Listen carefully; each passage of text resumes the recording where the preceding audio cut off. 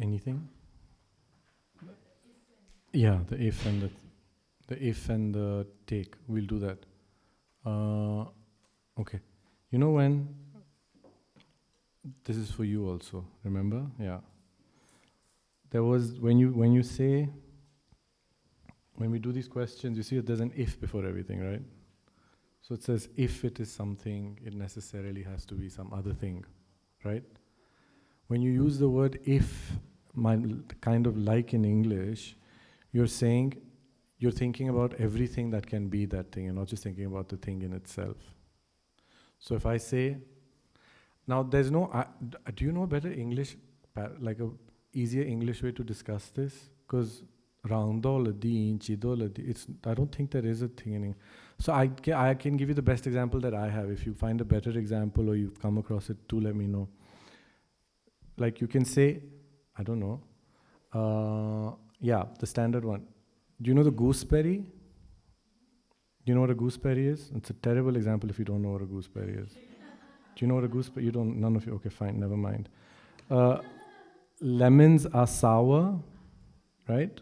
Lemons are sour. But if something is a lemon, does it have to be sour? Why, right? Like you can have a bitter lemon, or you can have, I don't know if sweet lemons exist. But when you're saying, they do? Okay. So if you have an if, you're considering everything that is that thing. Okay? So when you're saying if something is red, it follows it is necessarily a color. It's like asking, is everything that is red? Therefore, you're not just thinking about the general category red, but you're thinking about all instances of red as well. And you're saying, can any of these instances, do all these instances necessarily have to be color? That's when you say, if it is, it follows it is, right? Okay?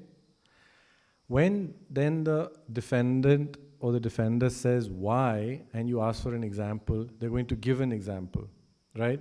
So let's say, if it is red, it follows it is necessarily a color. If they say why, then you ask for an example. They'll give, I don't know, they might think a red ball is not a color. Let's go with that for now, hypothetically, right? Then you've noticed how we start the next sentence by saying, take a red ball. It follows it is color because it is fulfills the definition, or it doesn't fulfill the definition. We've been doing that. When we say take a red ball, unlike if it is a red ball, what it simply means is you're just thinking of red ball. You're not concerned with all red balls that might exist on the face of the planet, right? Okay? So it's easier to say if it is, where were you getting stuck the other day? Yeah, color is blue. They were getting stuck on color is blue. So if it is color, it follows it is necessarily blue. Why? It's easy to say that, right? Because all colors don't have to be blue. Now where they were getting stuck in their debate was, take color, it follows it is blue. Okay? Now the difference between if it is color, it follows it is necessarily blue, and take color, it is blue, it follows it is blue, is that when you say take color, you're just thinking about color. You're not thinking about all instances. You're not wondering whether all instances of color are blue or not. Okay? That's the difference between the two. Now, as you learn more in more debate, you'll see that this makes a lot more sense in debate, but not necessarily in normal English. That's why I don't have a good example for you. So the best example that I can give with what we've done this morning is, fire is a definiendum, right?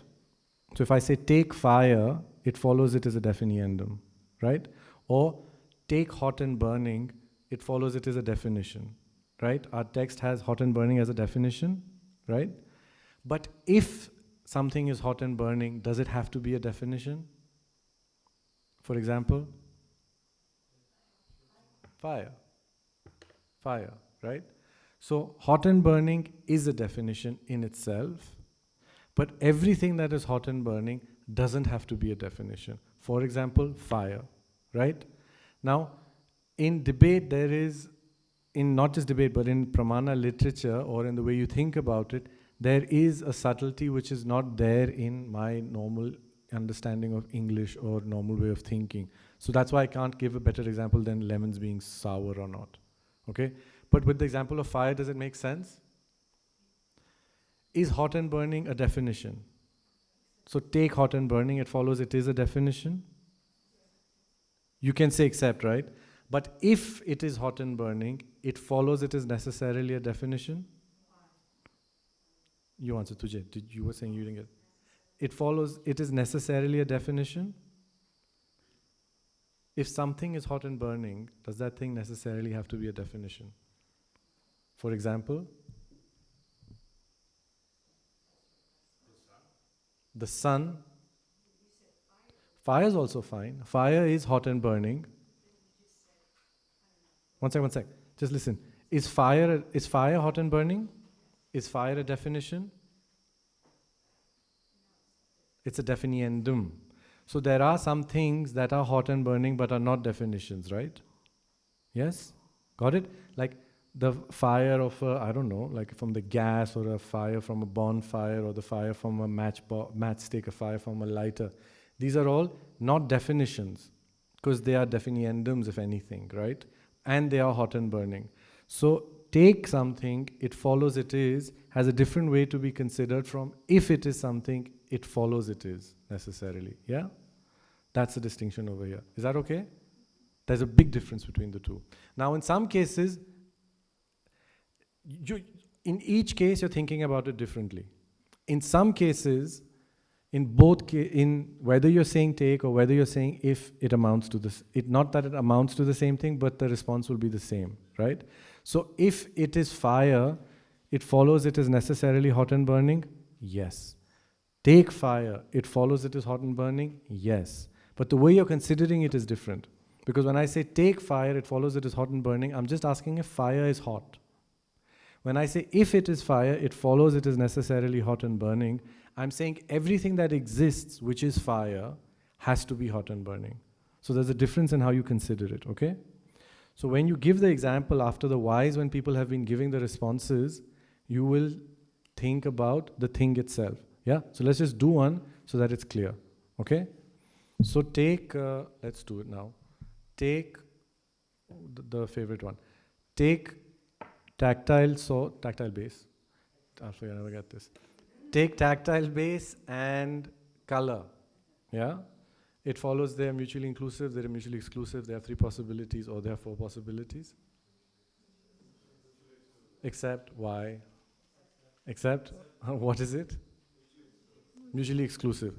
If it is tactile base, it follows it is necessarily not color. Except if it is tactile base, it follows it is necessarily color. For example,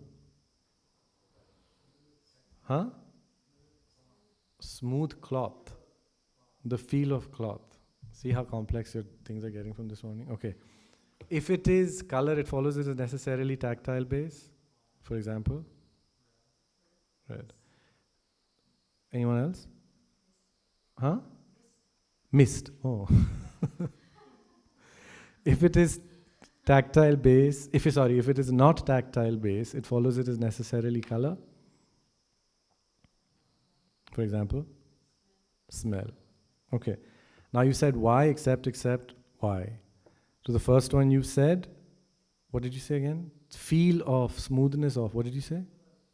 Feel of smooth cloth. The feel of smooth cloth is a tactile base, it's not color. The second one was red, it's a color, not a tactile base. And the fourth one was smell. All the questions were with if. If it is a tactile base, it follows it is necessarily color. Why? And you said smooth, feel of smooth cloth. So now that becomes a take, because you are saying, when you're answering, you're not saying everything that is the feel of smooth cloth is tactile base. You're just giving me an example of something that is tactile base. So take, got it? That's why we do take. Take feel of smooth cloth. It follows it is tactile base.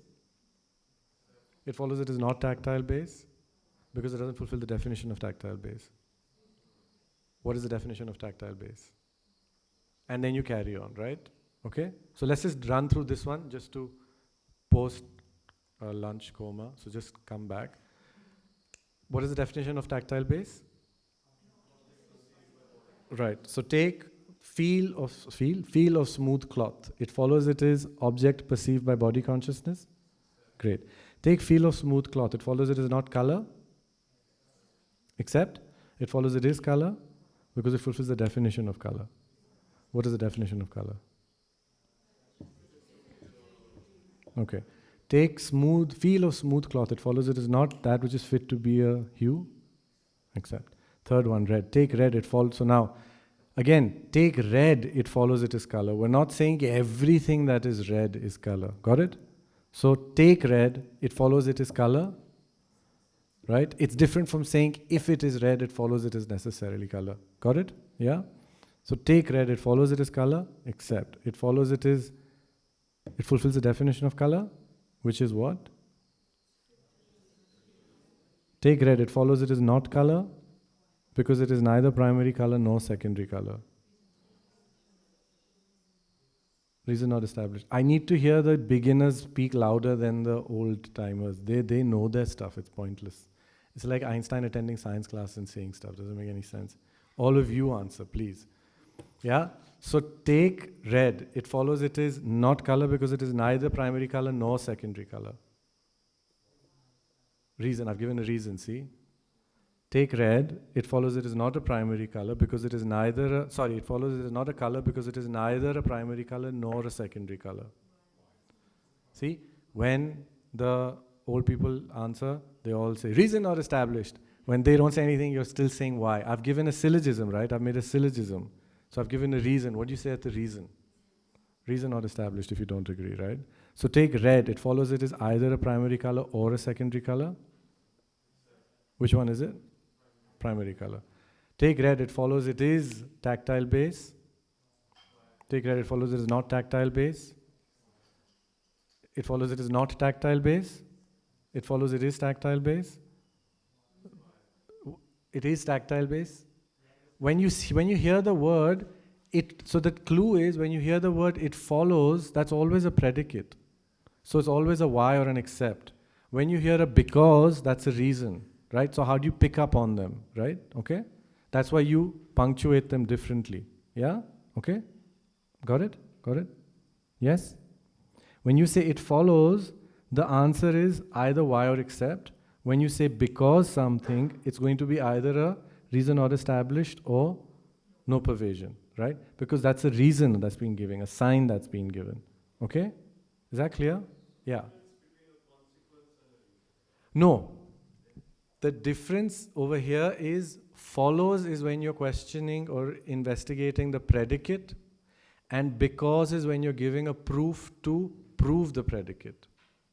So at the time of the predicate in a syllogism, it's why or except. Remember those two in the beginning. If you go back, remember those responses that were listed? You can either say except, why, or you can say doubt. We've done away with the doubt, right? So why or except, that's when you ask the predicate. Remember that table? And then when you give the sign or the proof, then you say reason not established or no pervasion. Yeah? So how do you identify when you're saying a predicate versus when you're saying a proof? How do you do it? Because is at when? Because is at the reason. It follows is at the predicate. So take red, it follows it is not a color. Why? Because it is neither a primary color nor a secondary color. Reason not established. Got it? That's how you start identifying and knowing how to intervene or how to respond. Is that okay? Okay. That's fine. Okay. Okay? Are you okay? Yeah? What was the last one? Smell. Okay. Have you got it though so far? This much is fine? Okay. Okay, now it's up to you. Sorry. now, is there anything you want clarified?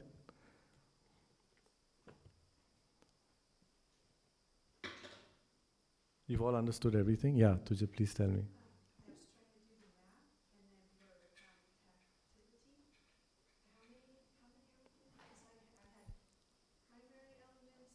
And then, yeah, so there's two. So there's primary and then those derived from the primary. Primary is 4. and derived is 7. Yeah? Yeah? Okay. Is that okay? Yeah. Me, I don't know when I asked for the syllogism. Yeah, I did not do it in the debate. So we was just the 4 Okay. asking, but I never. The syllogism part? Okay, do it. Let's do it. Let's use now as a bit of practice. So do it. Do ask me with, start with something simple. So do like with hot and color. Okay. What is the relation? So hot and color. What is the relationship between hot and color? So I'll say they have, Inclusive, exclusive, 3P, 4P. let's say 4. 4P. Okay. I can say whatever I want, by the way. I don't have to be making sense, huh? Yeah. Yeah. 4. Yeah. What was it? Color and what? Hot. If it is a color, is it not hot? Why?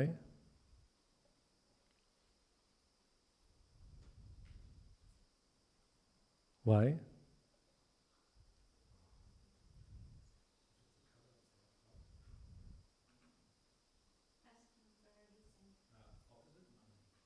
Opposite, fire. Fire. If it is hot, it is a color.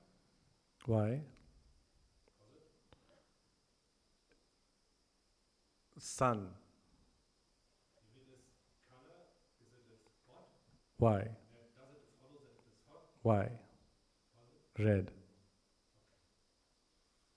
If it's not hot, does it follow that it is a color? Why? You, Martin.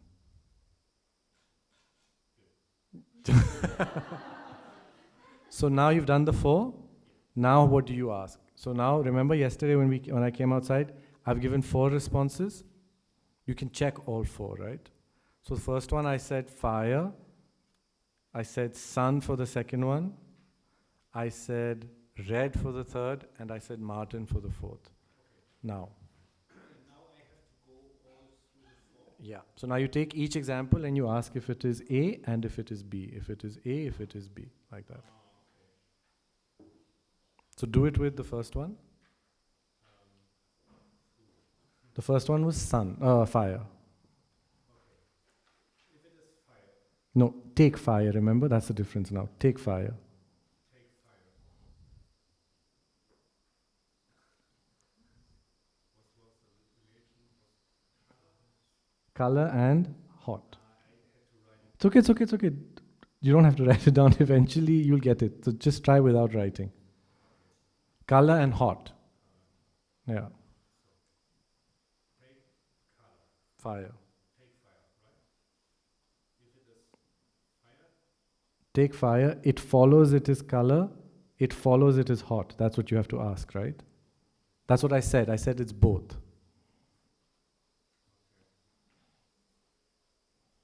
think it's better I do it by my own. No. Let's do it.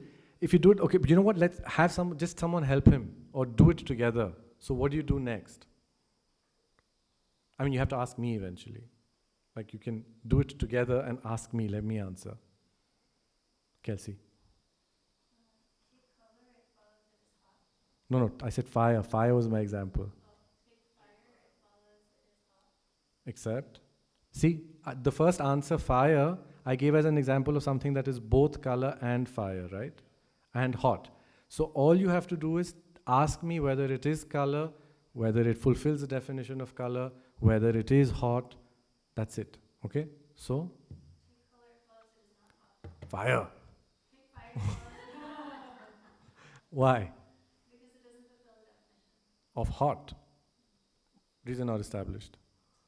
Follows, you can follow the definition. Except, Positive. what's the definition of hot? Something that feels hot. Yeah, fine. No, I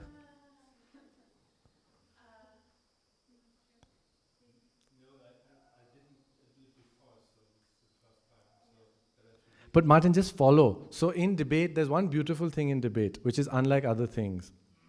When you do debate, if you're doing it yourself, you have to exert yourself because you have to sit there and think about it yourself. If someone else is doing it and you tune out, then it's of no benefit to you.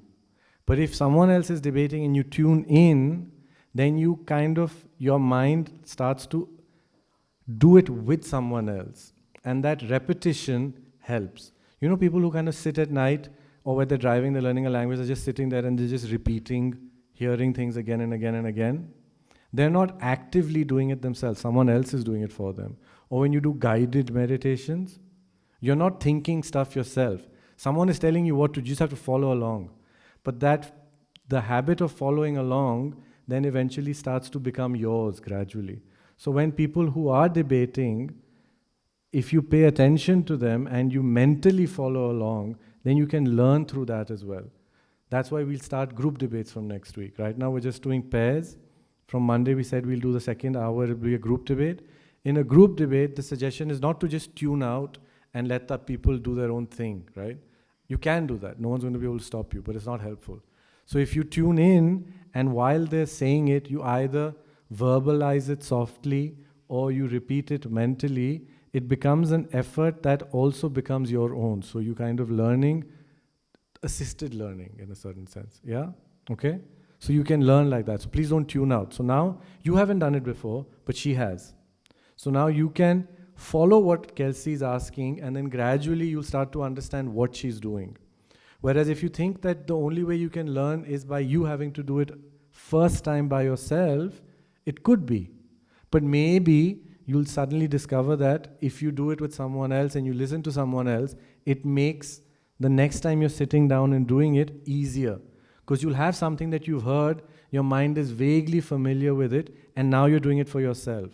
So when other people are debating, the suggestion is please kind of tune in and pretend as if you're kind of like doing it yourself as well, yeah? If you tune out, it's not going to be of any benefit. Then it's just them doing it, okay? So, carry on with it. Start from the beginning. Take fire. Yeah. It follows that it is not hot. Why? Because it doesn't fulfill the definition. Reason not established. It follows you can posit the definition. Except Positive. that which singes your skin. Anything I want to say. Thank you. That's the definition of fire. Take fire. It follows that it is not color. Why? Because it doesn't fulfill the definition. Reason not established. It follows you can posit the definition. Except Positive. that which is fit to be a hue.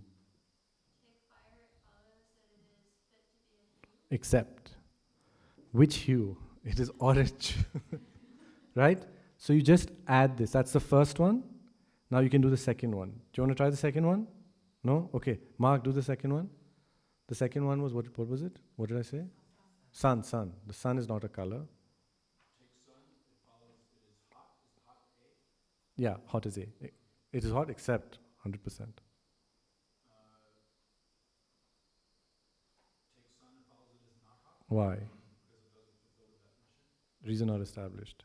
Please posit the definition. That which singes your skin. So I leave it. Yeah, right now you just leave it at that. You don't challenge it, yeah? Take sun, it follows it is color. Why? Take sun, it follows it is not color. Except. Take sun, it follows it is color. Why? Because it fulfills the definition. Reason not established. Please posit the definition. That which is fit to be a hue. That's it. Yeah? So, what you're doing, there's many things that are happening. This is like that, the first thing that's happening is you're revising your definitions endlessly. Yeah? The second thing that's happening is you are habituating yourself with trying to think in terms of subject, predicate, reason. You're saying take, it follows it is, because it is. So you're generating that habit as well, okay? Then when you're playing with these things, the entire structure is also you're dabbling with different parts of this entire map. So where is color, where is fire, which follows what, etc., etc., etc. So you're learning the text, you're learning the definitions, and you're preparing yourself to be able to challenge afterwards, yeah? So the repetition has a purpose, okay? That's all you have to do. But now I understand what we are doing here. Before I didn't. Perfect. So now, okay, we are checking everything, and at least it's totally clear what we're doing. Exactly. It's just clear what has been said, and we've just set the stage. But I've said fire is a color, and I've said the sun is not a color, and you're not allowed to ask me anything right now because we're still just setting the stage. But once the stage is set, and you've done it many times, and you hear these answers that are clearly not convincing, you know where to intervene. Otherwise, you'll ask the 4 questions, you'll go through the list, you won't remember what's been said, you won't remember where to intervene, you won't recollect where you felt awkward about it, and then you're like, now what? Right? So that's why you just keep doing this. Don't they make you do this when you're learning martial arts? You just sit there and punch something for like hours on end, for days on end, just to get that muscle memory going. It's kind of like that. So just take it like that, yeah? Don't shy away from repetition. Okay, is that fine? Yeah? Sometimes I used to say as challenger, like it depends, take the sun and follow it as a color. Why? Take the sun and follow it as a color because it fulfills the definition of color. Reason not established. But this statement has both follows and because. And you said that follows, that the difference between when the reason is given is that it has because, and when a statement is made, it has follows. No, when the predicate is given. When the predicate is given, it says, you say follow at the time of the predicate. When the challenger is stating the predicate. And you say because when you're stating the reason. But this one has both. Yeah, a syllogism has to have all 3, no? So you've made a syllogism, essentially. I think we're getting okay, okay, English terms. What's a reason? Is a reason, what's the difference? Okay, take a reason and a syllogism, just so that you understand. It follows they're mutually inclusive, they're exclusive, they have 3 possibilities, they have 4 possibilities. 3? 3? Huh? 3? 3? Exclusive?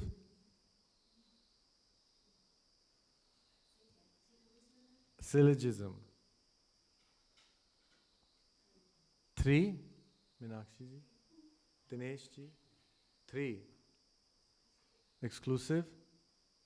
Venerable? Huh? So in English, the way they translate it is, Jason, what is it? Exclusive? Okay, so let's try.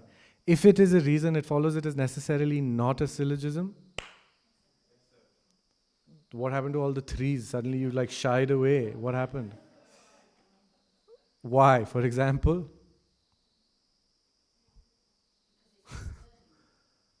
No, give me an example. I don't need it. Come on. Just a why is an example. Why? Why? Reason being asked as why. So give me an example of a reason and not a syllogism. Because it's hot. Got it? That's a reason, but it's not a syllogism, because a syllogism has to have subject, predicate, reason. Okay? Reasons are just the 3rd part of a syllogism. So in English, sometimes they're translated as proof, reason, sign, etc., etc., etc. Yeah? In Tibetan, it's ta, drukje, that. It's not.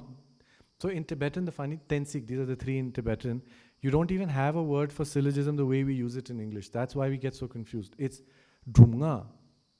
When you're saying a reason, you have to say drumnga. Or tagjor. Actually, syllogism is tagjor more often, right? But we never use that in Tibetan. Think about it. Have you ever heard people say tagjor? But generally it's tak, tak, tak, right? This is a bit of a thing. So just to be clear, okay? Reasons refer to the 3rd part of a syllogism. Reason, sign, proof. Syllogism is a whole thing. Yeah? Because it is hot is just the reason. Okay? So when you're making take something, it follows it is something, because it is something, that's a syllogism. You've made a whole syllogism. Yes? Is that okay? Yeah. Isn't there some context in the text where they'll refer to the whole syllogism as a sign or as a reason? That's what I'm saying. There's this ambiguity, but it's not correct. Yeah? Technically, it's not correct. In fact, I think, yeah, it doesn't matter. That's not how it is, okay? Yeah? Is that fine? Sign, reason, proof. These are the three ways. They're not three translations for one term. They're three different translations. Yeah? And they have a meaning. It's actually quite beautiful. When you say the word sign, like what was that? Was Signs the movie with the crop circles? That was the one, right? Remember the one? The M. Night Shyamalan movie was called Signs.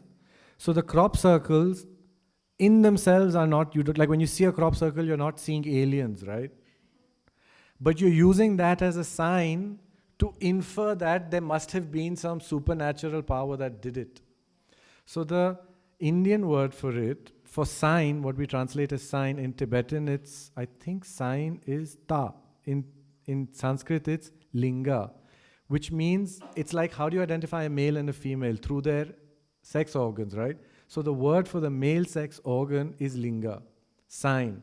It's basically something that you use to identify something else.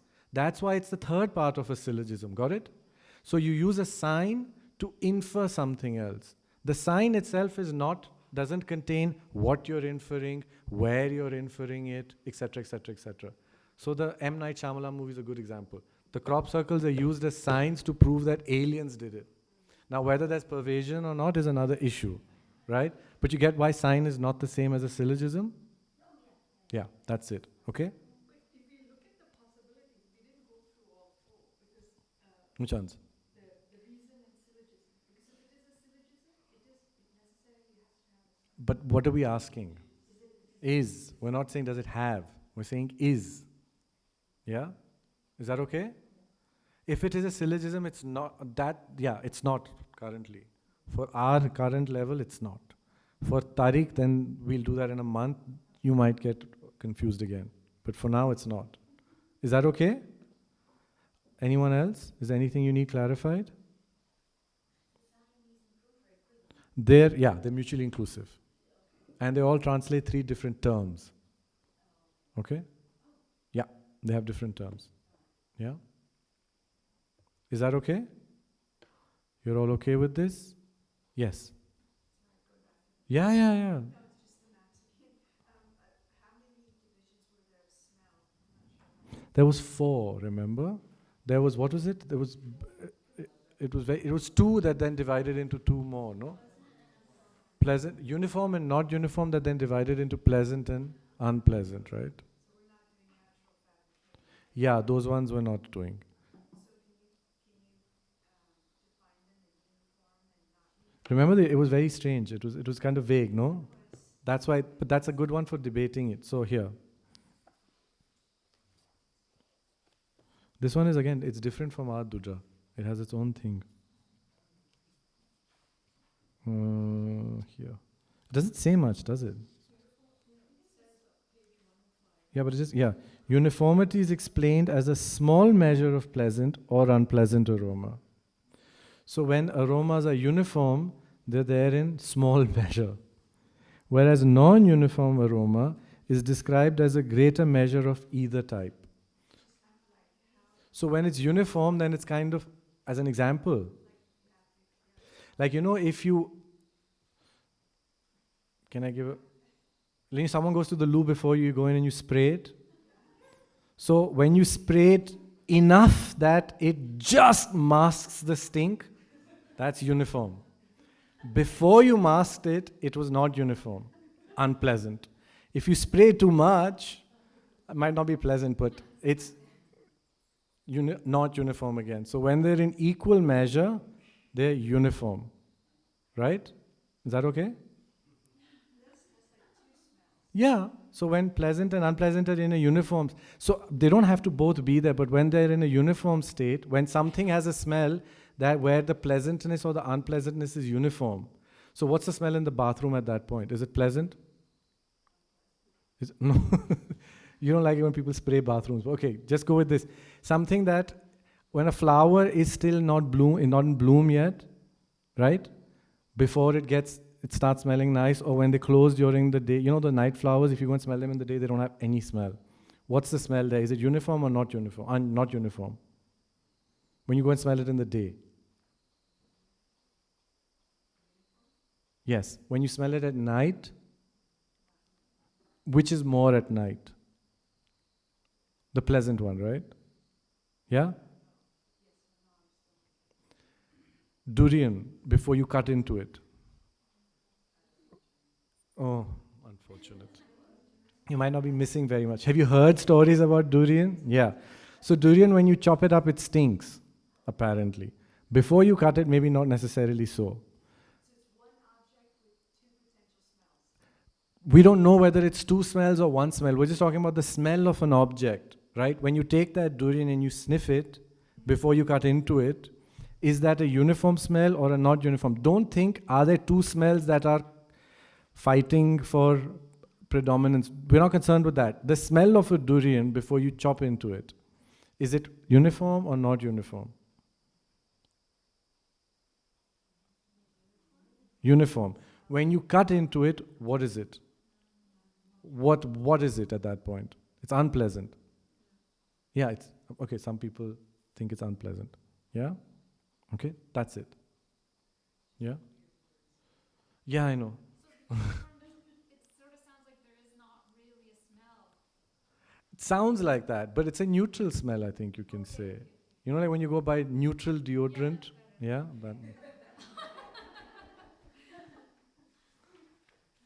But then there's a problem over here because both of them divide into pleasant and unpleasant, right? And then it gets into uniform and not uniform, right? So then can you have pleasant aromas and unpleasant aromas that are uniform? And uniform? That's the thing. So that's why it's a fun thing to debate, right? So when you get into it, you can do what is the relationship between pleasant aroma and uniform aroma, between non-uniform aroma and unpleasant smell, right? So leave that as a question mark. It's helpful to have these question mark things, right? So is pleasant sounds and unpleasant sounds and long and short and big and small, and I mean there's highly subjective things. So the subjectivity of these things is nice because I remember one of my teachers said, they said when you're debating tall, short, long, small, you're not aware, but you're doing a lot of that mutual dependence that comes up later in Madhyamika. So it's like starting to lay the foundations of that. Because if you think about it, so the issue is this, if you just think about it normally, everyone says, yes, it's subjective. No one hesitates to say, everyone knows that. Is that person tall? Where are you talking about? Like if you have the Indian Basketball League, when I was in Delhi, we used to play, we had someone in our school who was 6'2", and we're like, wow, you're so tall. Then he went and played in the States, and he's like, my God, I was like a point guard. Like I was tiny compared to them, right? So what is he? Oh, in India, he was very tall. When he went to the States, he was very short. Fine. Everyone says this. But the idea here is one thing. It's one thing. And it has two qualities that cannot coincide. But they do coincide. So how are you resolving this paradox? So there are certain issues that are paradoxical, and when you try and justify the way they exist, then you start talking about Madhyamika. In Dudra, you're just dealing with the paradox, and you're kind of addressing it and saying, oh, it's pleasant because someone thinks it's pleasant. It's unpleasant because someone thinks it's unpleasant. But you're laying the foundations for something later where very clearly there is a existential paradox that, however, is experienced normally, right? Me, you, all of these examples that they use in Madhyamika. So me and you, for instance, if you do the relations between me and you, what are you going to do? Right? If it's me, it follows it is necessarily not you. If it's you, it follows it necessarily not me. All of these. Got it? Like that. Okay? Yeah. So it's fine that they're tricky. It's fine. Yeah. Is it a good idea when I hear uniformity to translate it mentally in my mind to a term that is more fitting, like strong and weak? I wonder. I'll have to relook at the Tibetan one. Because I don't want to say yes. Let me just check. Let me check. Uniformity is that not a good term? Because uniformity, for me, because it implies that for me, uniform means consisting of one smell, and non-uniform implies consisting I think the Tibetan is Nyamba Dammi Nyamba. Do you know this? I think so. So then, if that is, then I don't think you can translate it as strong and short. As strong and, what is it? Mild? Mild and strong? Is that what you translated it as? So if that is the Tibetan, let me just go and check it again. If that's what it says, then you can choose to think of it as strong and mild, but to change the definition, the translation here might not be the most appropriate thing. Yeah?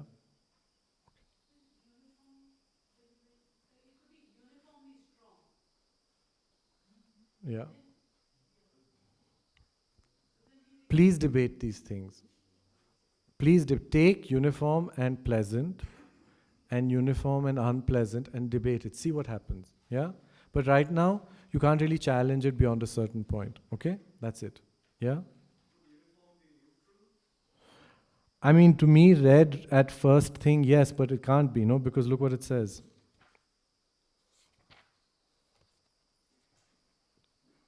What page was it on? 105? Here. If differentiated, smell consists of 4 types: pleasant aroma and unpleasant aroma. So pleasant and unpleasant are then in turn differentiated in terms of uniform aroma and non-uniform aroma. Right?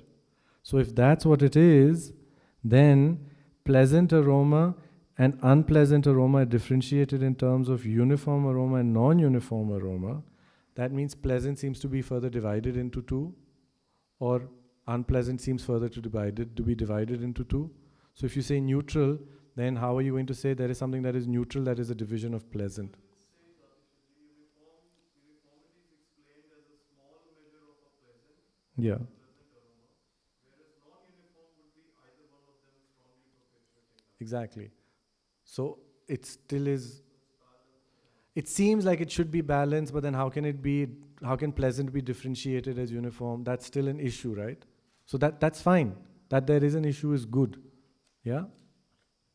Okay? Is that okay? Yeah. Martin? So I think, I understand something. The basics of all what we are doing is that is emptiness, right? Eventually, yeah, absolutely. This is the reason why it's totally other to the Western philosophy, right? I don't know enough about Western philosophy to say yes or no. Yeah. Unfortunately. The normal way we think. Or in the normal way we think. I don't know. I don't think I can answer that because I don't know how Western philosophy thinks. What is helpful, what I do know, what I can say is there's a lot. Okay, there's another story. Okay, yeah, so I'll give you, there's a story. There was this, his name was Kyorpon Rinpoche, who was, I think he was called the second Milarepa. He's very recent. He in Dehradun, no, not Dehradun, Dalhousie, which is the one nearby? No, Dalhousie, the one that's just 2 hours from me. Dalhousie, no? Yeah. 5. Oh yeah, I drove there once. It's 5 hours from me. Anyways, it's in that direction. So that's where the first monasteries were established before they went down south. So all the 3 monasteries were here. Teo Kyorpon Rinpoche used to live here. Where he was in retreat is still there. They have like a small retreat center where monks go there. He used to, I've heard this, I might be getting the person wrong, but I think it was him. In Tibet, when he used to teach Lamrim, he used to teach to lay people. He would teach Lamrim to lay people, and the second he reached the insight section, he would close the Lamrim and he would say, go and learn Dudha, which is what you're doing now. Because if you don't know Dudha, I can't explain Lamrim, the insight section to you. Insight section is emptiness, right? So all the details of how it works, how do you reason things out, how do you first gain familiarity with all that concepts, with the terms, how do they mix together, when you start noticing certain problems in descriptions that later Madhyamaka tries to reconcile, that's all coming from Dudha. So he used to tell the lay people, he wouldn't teach it. He would stop teaching when he finished the calm abiding section. He would close it and say, I'll teach you after you learn Dudha. So all of the issues that you're facing now have been also in a certain sense envisioned or collected like this because they are latent with all the stuff that you need to be able to understand Madhyamaka better later. Because otherwise you'll do what we've been doing now, which is it's not a pot is not the shape, it's not the color, it's not the base, it's not the smell, it's not this. What is it? It's merely designated on all of these things. So now all of that stuff is not accurate. So yes, in one sense, Dudra is very intimately tied with understanding emptiness because it leads in that direction. And there's many such occasions. My teacher, the one who wrote this text, in the South, he used to always go to the debates and he would always listen to Dudra. He's actually written a Dudra commentary here because he says that when you listen to Dudra, later on also, you get a lot of help in reasoning or thinking about emptiness. So as a beginner, you don't notice it, but you're laying the groundwork. When you come back to revisit it, suddenly it gives you a lot more, it makes it a lot more, how do you say, you gives you a lot more material to further discuss and clarify. Yeah? Now, this is all to inspire you to study Dudra. But when it comes back to it, you still have to do, if it is A, it follows it is necessarily not B. If it is A, it follows, that's, you're still doing that, okay? Just remember where you're doing it for. But yes, that in some, I guess that's what I can say. I don't know more than that. Yeah? Sorry, I wasn't here in the morning, so I'm sorry if I'm being No, no. This uniformity and not uniformity is a little bit confusing to me. I read that uniformity means small amount of smell. Where pleasant and unpleasant are in small amount, it's saying. Uniformity is referring to small measure. Yeah. Yeah, of pleasant. Whereas non-uniform is described as greater measure. Yeah. Either. Of either, right? Yeah. Yeah. So when I imagine a greater measure, I imagine overpowering all smells, meaning that in my imagination this would be uniform. And when it is small amount, I would imagine all kinds of other smells present, which is not uniform. So I'm not sure what. So good. So then why don't you do this? Why don't you keep this doubt and then you try and do the relations and see how someone will answer. Because you take uniform and do it with pleasant. And then you do non-uniform and you do it with unpleasant. And then see what happens. See what happens. Because also many times they don't give definitions for things. So you don't have a definition of what mist is, do you? You kind of have to imagine what it is. So at some point, you're going to have to start making sense of things that don't have definitions. And so uniformity, the only explanation we have is this. Small measure of pleasant or unpleasant aroma. Whereas non-uniform aroma is described as a greater measure of either type. That's all it says. So now you take examples and see whether it makes sense. And then when it's not making sense, it'll stay with you as I'm not sure what's going on. But if you're not sure what's going on, after you've done this, it will be helpful for debating later. If you're not sure just after reading it, then there's no benefit for this and the debate. Because at the end of the day, honestly speaking, whether you understand what uniform smell is or you don't understand what uniform smell is, it's definitely not going to change your existence beyond you maybe becoming a good perfume judge or maker or identifier. So the utility of all of these things without the relations is limited. That's my point. Yeah? That's the only thing. So you have a doubt, great. Do it in the relation between uniform smell. In fact, I think you should all try this now, since you've discussed uniform for like 1 hour. What is the relation between uniform smell and pleasant smell? What is the relation between non-uniform smell and pleasant smell? What is the relation between uniform smell and unpleasant and non-uniform and unpleasant? Yeah? 4 with all of them? Just do it. Just do it. See what happens. Okay? It's good. I like, for instance, I want to do one. I've been meaning to do one for a while so that you'll all at least try and do this. What's the relation between primary tactility base and secondary tactility base? 4, 3, inclusive, exclusive. Jay, louder, louder. Don't worry. Tell me. Inclusive. Primary tactility bases and secondary tactility bases. Inclusive. Okay, fine. If it is a primary tactility base, it follows it is necessarily not a secondary tactility base.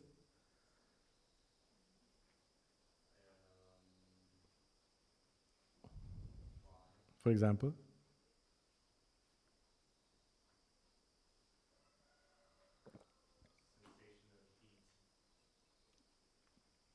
if it is a primary tactility base, it follows it is necessarily a secondary tactility base. If it is a secondary tactility base, it follows it is necessarily a primarily one. If it is not a primary tactility base, it follows it is necessarily a secondary tactility base. For example,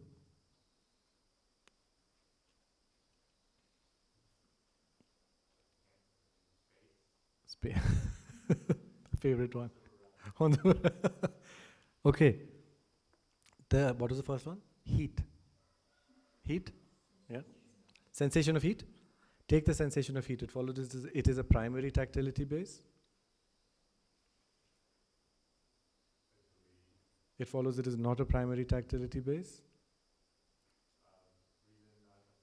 No, it follows. See, it follows it is not a primary tactility base.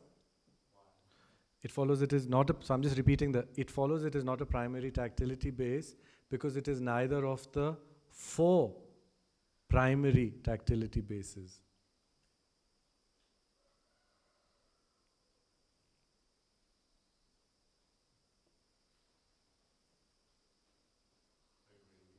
It follows it's neither of the 4 primary tactility bases. The sensation of heat.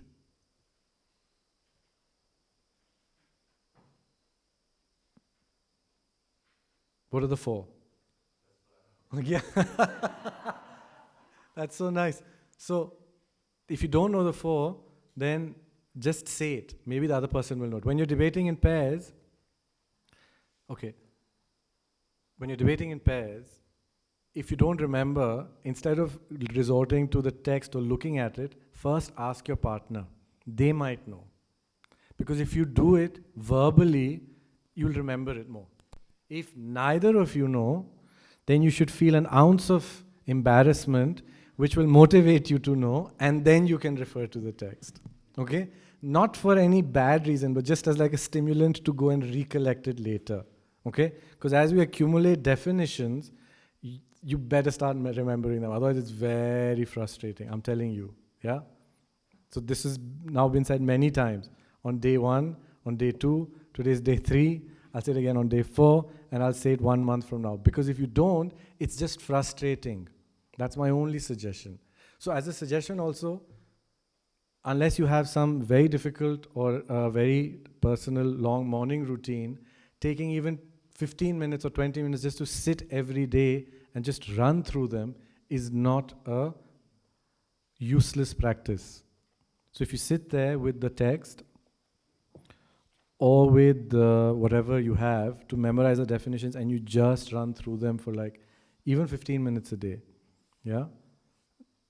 In the morning, every day, and then the next morning you repeat the ones that you did the day before, and you start to see that they all just start to kind of sit and you start to remember them with ease.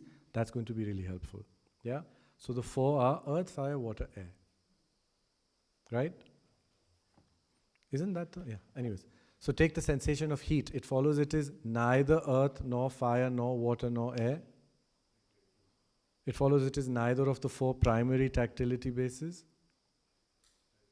It follows it is not a primary tactility base. Because it is neither of the 4 primary tactility bases.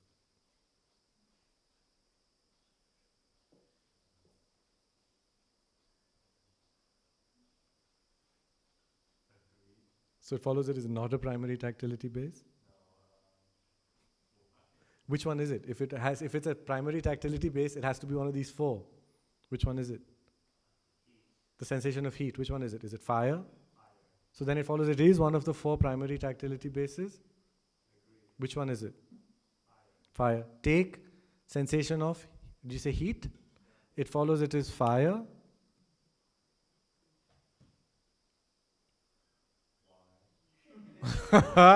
It follows it is not fire.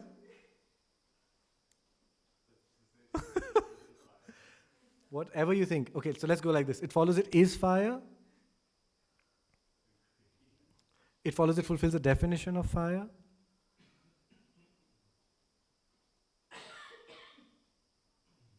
What is the definition of fire? No, that was mine. The definition is in the text. Hot and burning. Hot and burning. It's that which is hot and burning. Yeah. So take the sensation of heat. It follows it is that which is hot and burning. So you're okay with primary now. We're second one. Take the sensation of heat. It follows it as a secondary tactility base.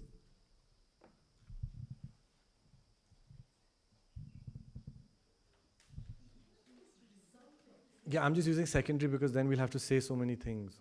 Resultant tactility base. Huh? It is a resultant secondary base. Which one? What are the resultant secondary bases? Resultant tactility bases. Say them loudly, everyone. Then we'll all get one recollection. Smooth, rough, heaviness, lightness, cold, hunger, thirst.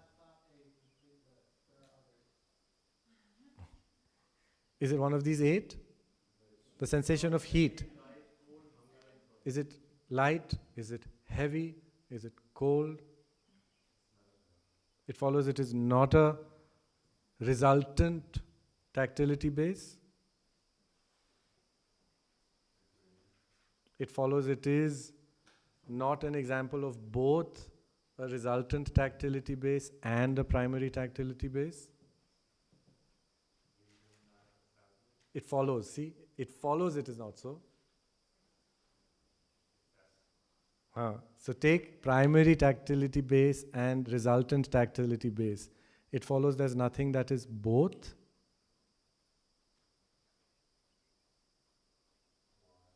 Give me an example.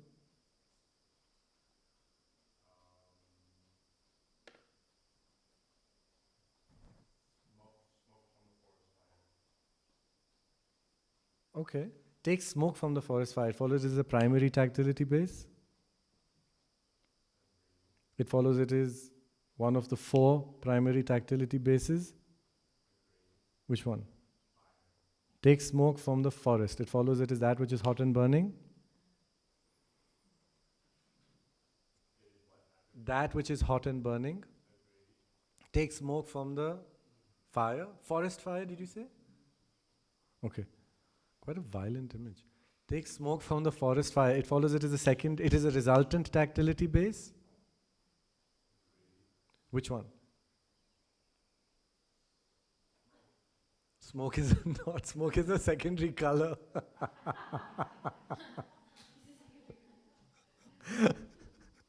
Yeah? But you could say so many things. So, like, I'm just curious to know what you'll do. A smooth table. Okay, so all of you who are saying it's exclusive, who said it's exclusive? Who said they're exclusive? Yeah. Yeah. Correct. Yeah. But the feeling of heat is in the primary elements.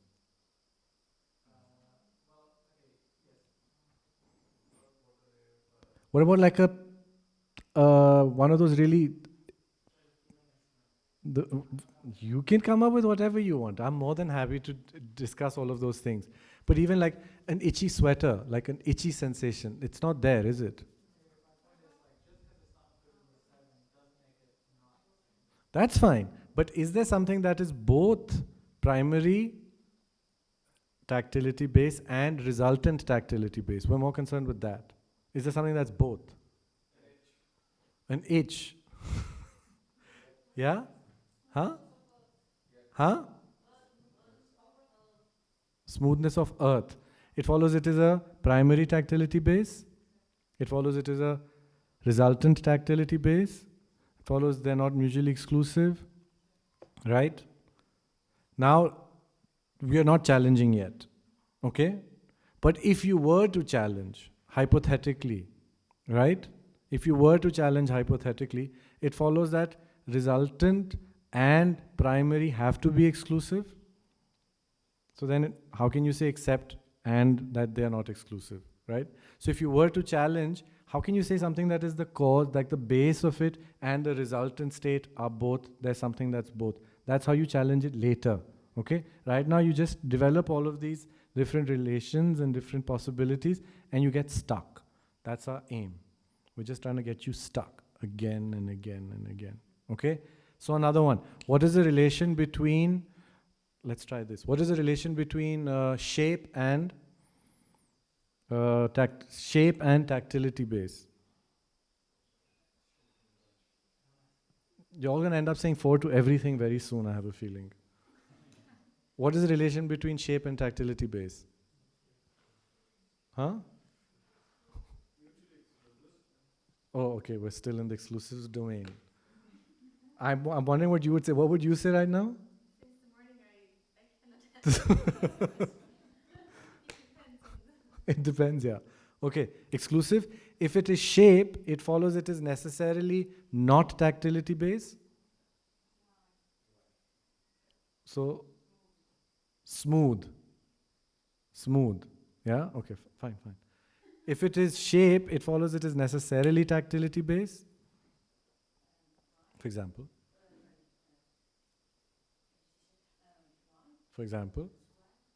Square. If it is tactility base, it follows it is necessarily shape. For example. Thirst. If it is not shape, it follows it is necessarily tactility base. For example. Yeah, space. Okay. So the first one was smooth. Take smooth, it follows it is shape. Yeah, it follows it is not shape. It follows it is not shape because it is not visible form. Okay. Take smooth, it follows it is visible form. It follows it is not visible form because it doesn't fulfill the definition of visible form.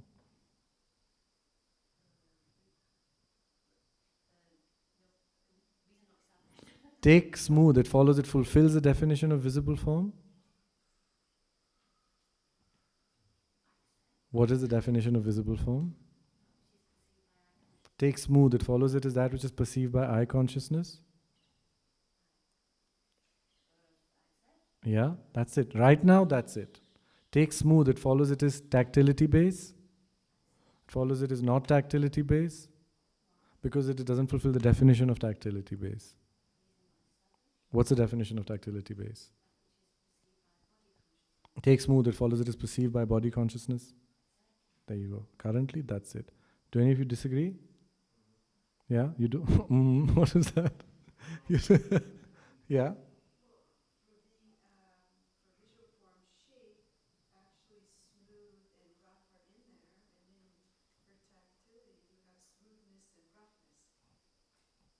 Strange, no?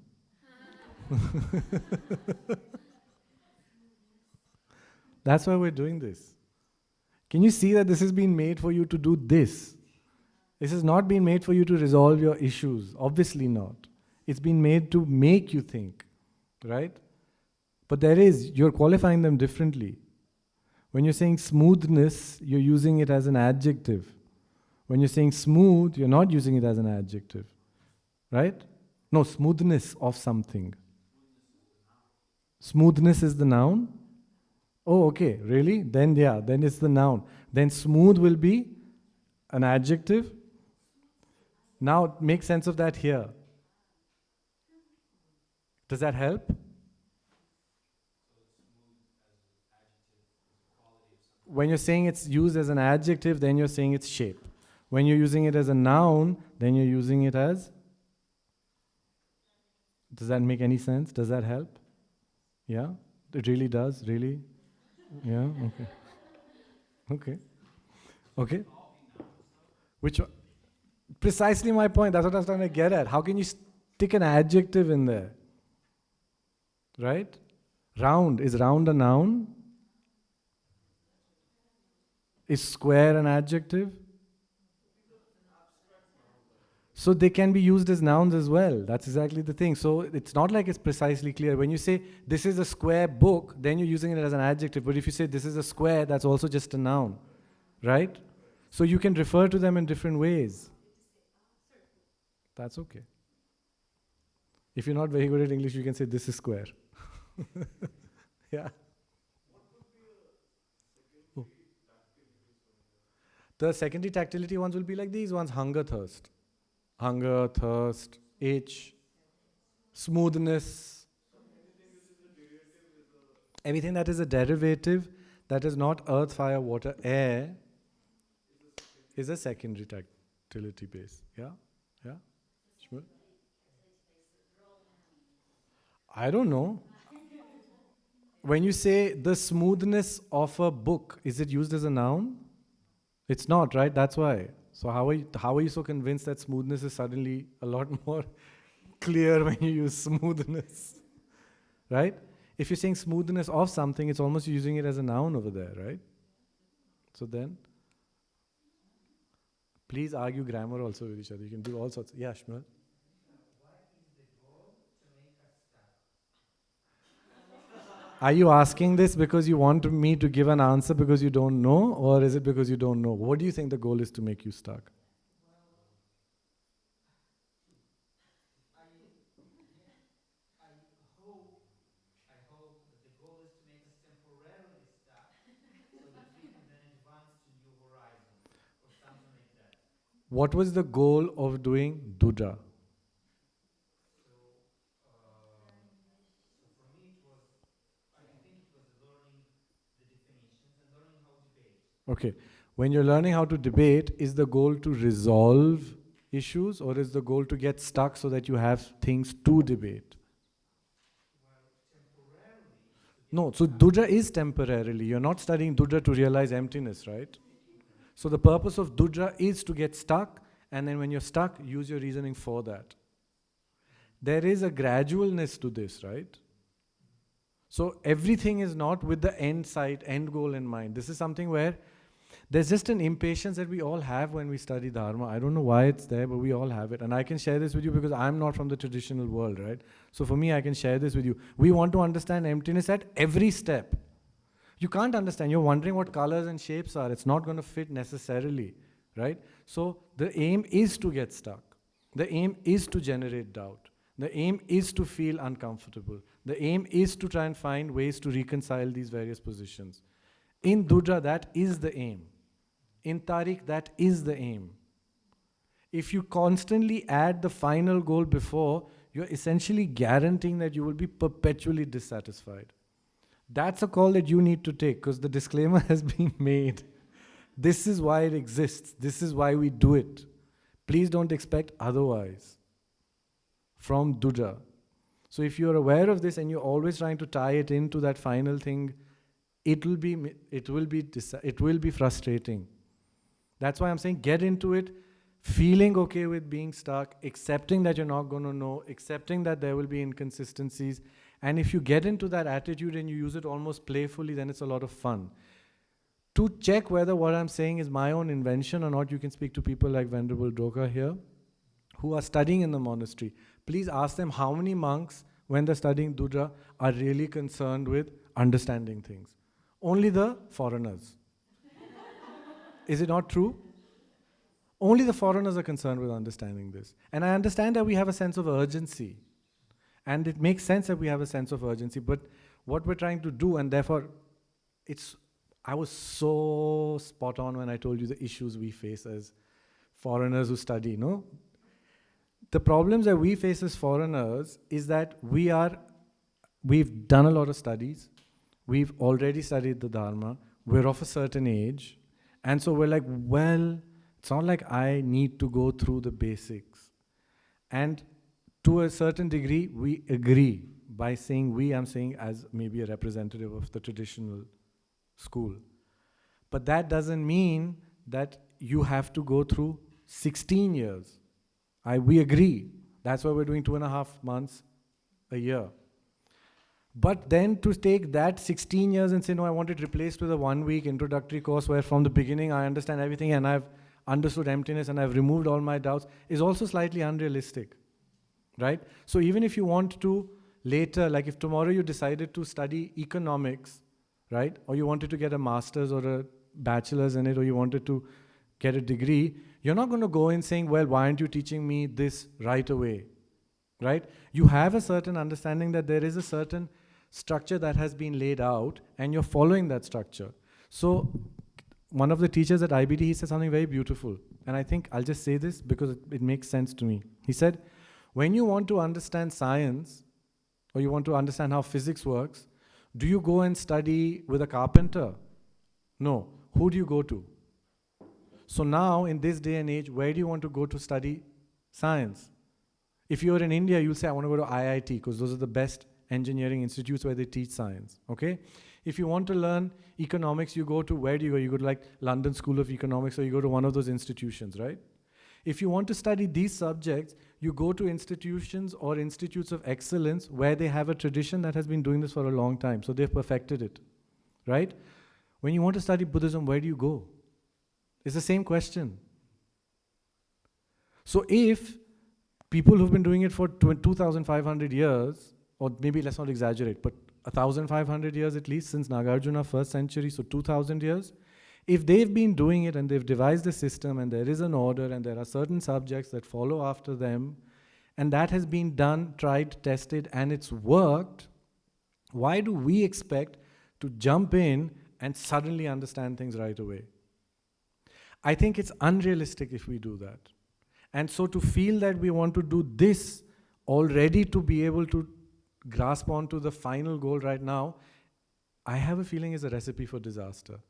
And I'd strongly suggest you start recognizing this quickly so that you can enjoy your stay over here. Otherwise, you'll be perpetually frustrated. Yes? So if you want to study something, why do all of these people from Asia go and study in the West when they want to study higher studies? Because those are the institutes where they're teaching them very well. In India, why do people die to go to study medicine at AIIMS, where there's like limited seats and there's 100,000 people taking exams? Because those are the places that do it well. When you want to study Buddhism, this is where they've been doing it well. This is the order, this is how they've devised it, this is how you progressively get into it. Okay? So it's not the same as getting in and getting everything at the first go. There's a sequence, there's a bit of an order, there's some patience that's required, and it's not that much time. If you wanted to learn, I assure you, if you wanted to even learn how to cook or become a chef, it'll take more than 2 months, right? They want to make you cut vegetables for like at least a week, or peel potatoes. So this is like that, this is your training, right? It's learning that skill repeatedly so that then you can use it effortlessly later. Enjoy it, please. I don't know how else to tell you. You have to, like, if you get in this mindset, it's good for you. If you don't get in this mindset, it's perpetual frustration. Okay, Shmuel? So you're not doing this to remove doubt. Yet. I'm not saying any such thing. I'm saying your expectations need to be those that this is trying to do. The other word for what reasoning is called in the texts is, it's known as, no, it's not in the other ones. So all of this literature, Dudra, Tariq, Lorik, it's divided. It's called the magical key that opens 100 doors of reasoning. That's what it's called. Yeah? So what you're saying is, you do this many times, you'll be able to study and you'll be able to open the door to reasoning. Once you do that, then read anything. Then you are autonomous in your studies, in your reflections. Right now, we do one text of Madhyamaka, and then we've learned something, and then we close it, and then we go 2 months later to do the same exact text in the same retreat that lasts for the same amount of time, and we feel like we've understood something new. Then we go home, and then we come back after 2 years, because I've done the same thing. We come back after 2 years, we do the same text, we do the same retreat, and we don't remember what we've done before. And we've done that for 30 years. But because there is some sort of enticing or exciting and satisfying feeling or taste that you get at each one, we keep going back. But you're not getting deeper and deeper into it. So what is lacking, right? Then I can, does that make sense to you? Okay, then I have to tell you my personal experience. Then you'll understand why I'm banging on this so much. I hated debate, okay? I am a strong, I have been a big convert. I started by, have I told you this? I've told you all. I stopped a monk from going to the monasteries for 2 years to learn debate. I was in Varanasi. I was going to go into my master's in the States. I was prepping to go and do my master's. I had a monk who was Vietnamese, French, and he wanted to go down south. And we were studying together, and he kept saying, no, I need to go down south. The debate is extremely important. I have to learn debate. And I kept telling him, what is wrong with you? We'll stay here together. We'll do it together. Don't worry about it. It'll be you and me. We'll have a great time. Not 2 years, 1 year. I held him back for a whole year. And then later he was like, Atisha, just leave me alone. And he went.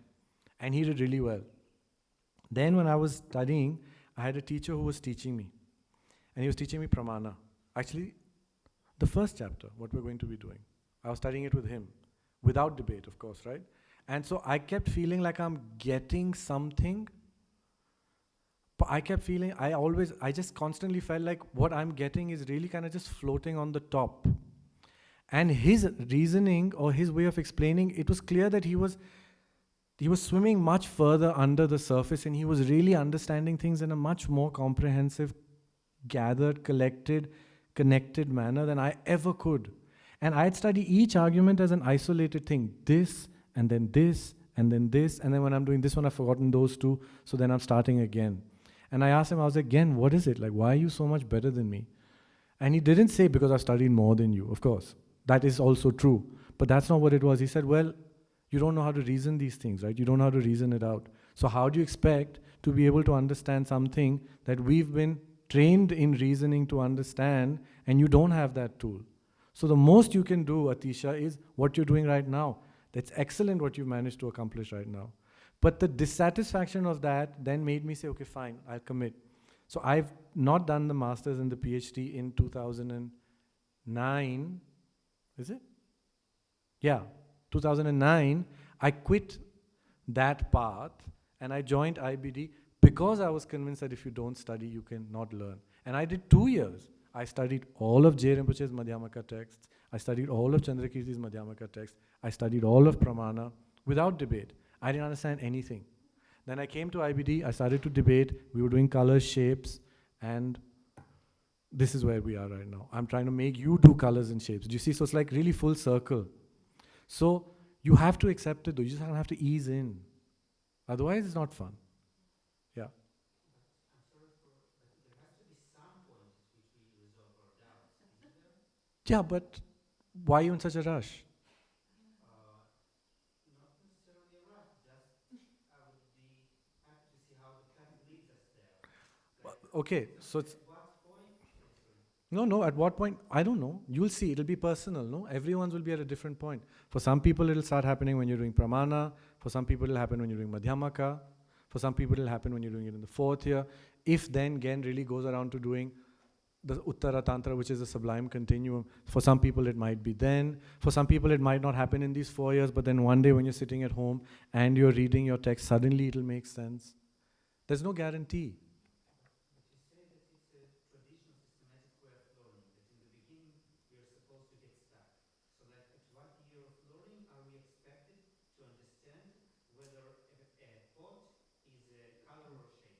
Go to the monasteries and ask the geshes. They still might not be able to answer. Shmuel, your repeated questioning, if you notice, suggests that you want answers. So I'll tell you, Chandrakirti says it's shape. Done. I told you now. Now you know that a pot is shape. Can you debate it and hold it? So that's what I'm trying to get at. Having ready-made answers and prescriptive answers is not helpful.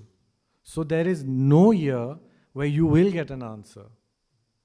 In Tibetan, when they describe things, there's a way of saying things. They say, yinsare. That means it might be like that.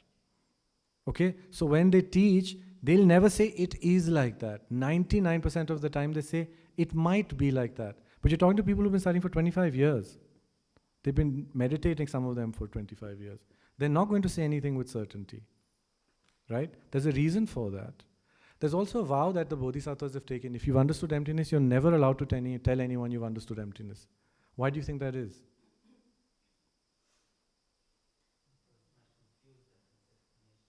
No, tell people that you have understood emptiness. You can teach or you can explain emptiness, but you're never allowed to tell anyone you have understood emptiness. Because if I go around masquerading, parading like I've understood emptiness, then my word is the final word. You have no more material or no more opportunity to check for yourself whether it's true or not. So, in short, to answer your question, never. You'll never get an answer from us. You'll get your own answers through debate, through your own thinking, through your own reasoning. Okay? If it doesn't make you happy, Shmuel, you better change course. That's just how it is. J. Rinpoche's text, Mibham Rinpoche's text, all the Tibetan schools, all the masters at the end, they always end difficult sections with, this is what I think, please check for yourself. Chepar chao, chepar chao, chepar chao. It's at the end of all difficult points. If it is an answer, it does not follow it is necessarily a definitive answer, and a definitive answer by an authority you have to accept. So then how is it an answer? Because it explains all the difficult points and resolves all contradictions. Resolves mean then it has to be right. But you do not have to accept it merely because an authority said it. But how is it resolving then for you? Well, it answers all my doubts. Then it's resolved all your doubts. Then it is definitive. You'll always receive answers to your questions. Will it be that this is like this? It's not like that. Also culturally, by the way, I believe this, I've heard this, I don't know if it's true. This is something that's cultural. India, different from Western traditions that are Abrahamic by religion, are not of the book. We don't have a book that is an authority. In Western Abrahamic traditions, there is to a large degree a lot of exegetical studies that you do because you're always tracing it back to a final authority that is a book. We don't have that in India. Which book? Look, there's 108 volumes of sutras. You don't know which one is interpretative. You don't know which one is definitive. There's 300 volumes of shastras. Even in Hinduism, there's 4 Vedas and there's so many Upanishads. There isn't the word. The written word and the final word doesn't exist. Even the Buddha, to make sure that this was not confusing, he said, in Sarnath, he said, everything is real. What was it? Rajgir, he said, nothing is real. In Vaishali, he said, some things are real, some things are not real. So even if you look for the sutras, you'll be like, well, which one is it? So there is an attitude difference. There is a tendency that we have. And in India or in Asia, I feel we're a lot more comfortable with this, I don't know. Right? Whereas when you're from those traditions where it's kind of, this is the written word and you're following that and you're tracing it back to a source, it's really difficult to break this habit. So maybe that's something that, I'm from India, so you all need to contend with it. Right? But it's a real thing. I think there's a lot of upbringing and a lot of stuff that also makes sense. So it does make sense that we have these concerns, but I think it's also helpful to realize this. And I don't know how much someone who's not familiar with both worlds can tell you, so this is my personal take on it, because I've experienced this. My mom's Italian, right? And my dad's Indian. And my mom also, she kind of is very accepting of the highest school, the perfect explanation is right. Right? And so then who classifies things as right and wrong? Doesn't matter. But is this the best? Yes, then I'm going to do this one, right? It's a tendency. We just have this tendency. Okay? Is that okay? These are all your issues that you will face. Please remember this, yeah? There's so many. I could go on about this for hours because it's such an interesting phenomenon. I'll give you one last example. Do you know that the tenets don't exist in India? It's a Tibetan invention. This is the lowest, this is the next, then this one, then this one. It doesn't exist in India. In India, what is it? One master wakes up and says, this is my view, I'm negating everyone else and I'm telling you what I think. Tomorrow someone else wakes up and says, I don't agree with you, I am negating you, this is my view. Then Tibetans later, they said, okay, now those views are Vaibhashika. These views are Sautantrika. These views are Chittamatra. But they're very vague categories. Because within the Sautantrikas, then there's the Sautantrikas who say this but don't say that. Then Chittamatras, there's the ones who say this and don't say that. So tenets, schools, lower, higher, is not part of an Indian discussion. And it's not part of a Tibetan discussion also in the way that we think it is. It reflects and mirrors our way of classification. So I think this is called doxography, if you're talking about it in traditional academic language, it's doxography, where you make groups. This is this view, this is this view. There's a lot more elasticity between them. In India, it doesn't exist. There is no master in India who has said, I am Madhyamika and those are this, this, this. They'll just take them as positions and analyze them and refute them. So if you read history of Buddhism or history of Madhyamaka, it suddenly doesn't seem as crystal and as well cordoned off and as neat in little boxes that we think it currently, in the aspect it has. Well, that's exactly when we have teachings, the mirror of great school of Buddhism, that's exactly how they present it. But they never say that it was classified as this by the Tibetan masters after Atisha came. Much after. This is a later, much later Tibetan invention. Drupta literature, what we call Drupta or tenets, doesn't exist in India in that way. There are some texts that we refer to as the texts where we get our information from, but this strict division of this is inferior, this is superior doesn't exist. It's not there in Indian literature. But what I'm trying to just share with you is it's an attitude.